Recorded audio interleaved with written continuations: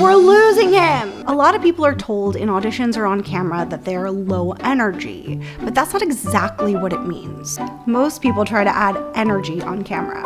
They make it worse. So let's talk about what energy means on camera and in an audition. The common myths or misconceptions about energy are that energy equals volume, energy equals pace, energy equals movement, and energy equals comedy, or louder, faster, funnier. So oftentimes actors are told to add energy to their scenes when they're on set or in auditions. The problem is that's a very director note, and you guys as actors need to know how to interpret it. Now let's talk about myths versus reality. Those myths of energy, which are volume, movement, pace, and comedy, don't get you the grounded performance you want with the level of energies you want, which are driving force. They get you forced energy. So in acting, sometimes we talk about bold choices, but actors don't really understand what a bold choice is, so they end up making the boldest choice possible. So let me tell you a story from the casting room. We were casting a show, and it was the role of surgeon. The role maybe had 2 or 3 lines, so the audition should have taken, 2 minutes. We read a couple guys, and then this one guy comes in. He's wearing a lab coat, which, by the way, that was his first mistake. He comes in, his line is something along the lines of, "We're losing him." He starts his audition, he's already pumping and pumping and pumping and breathing heavily. "We're losing him, we're losing him, we're losing him."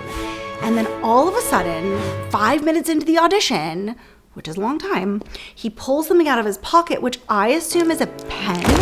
And all of a sudden, I am covered in blood. The ceiling is covered in blood. My assistant has turned to face the back wall out of embarrassment. I am laughing because I have no poker face. And the guy is still pumping. And then he goes like this. Thank you. I'm laughing. So after that audition, he probably thought I crushed it. And I totally understand why he would think that. On the surface, he had all this external energy, he had volume, he had physicality. But guys, that sometimes reads as phony. We can tell when something isn't real. He obviously got the job. No, I'm kidding. He didn't get the job. But he did have to come in and paint our office. So, wrong kind of energy, guys. Let's talk about the right kind. Another way to have done that scene would be to internalize the energy. So when we think about surgeons, we think about the high stakes situation that they're in, and actors love to play that. But oftentimes they are calm, cool, and collected. This is an everyday situation to them. So we don't have to play that life and death, scared, tears, yelling situation. You can internalize it and make them calm, cool, and quiet. I'm not saying there's a right choice, but I'm saying sometimes that internalized energy plays really well. So let's change the terminology up a little bit. I'm going to change the term energy to driving force, and driving force as internal, something in the scene that creates energy and moves the scene forward to you. What is the power that runs through the scene, and where is it coming from? In the next section, I'm going to tell you some fundamentals to look for that will help you, but there is an undercurrent to every scene. So perhaps it is, what do I want from the other person? That's what drives the scene forward. That way the energy is inherently internal and you're not forcing it externally. So next time a casting director or director tells you, I need more energy, your brain's gonna hear, what is the driving force of the scene? You're also gonna take a second and interpret the note because you don't have to do it immediately. Here's another piece of good news. I'm gonna help you identify where the driving force could be coming from in a scene. Now that we've tweaked our terminology from energy to driving force, we need to figure out where this driving force is coming from. So let me give you a little bit of a fake circumstance, okay? Here's the scene. There is a man and a woman. They are in the kitchen. The man comes home and says to the woman, I got a job, I'm going, you don't have to come with me. All right, cool. Here's what we have to figure out together. Man, woman, relationship. Are they married? Are they dating? Are they engaged? So here's where the things can come from. Relationship, character choices, want, and given circumstances. Here's where it comes down to choices. As an actor, you want to make the choices that are more effective emotionally to you so that you can do less work.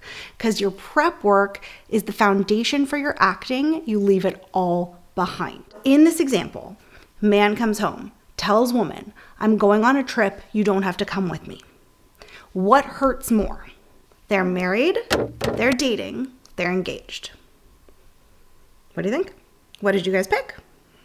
While there is never a right choice, there's the most emotional choice for you.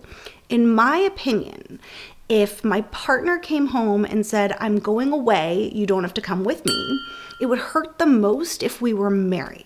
So that allows me to do the least amount of work. The most impactful choice would be married, would be if my husband of a long time came home and said, I'm going on a trip or I'm moving and you don't have to come with me.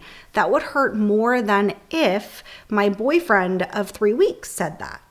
Now, in this scenario I gave you, it was really open-ended. I said man, woman, trip, right? With actors, you guys get to fill in the blanks anytime it's not completely scripted. So man, woman, trip, you guys can say husband, wife, moving, right? So that's where we get to play around as actors. So if my driving force is relationship, I'm going to want to put the most impactful choice there.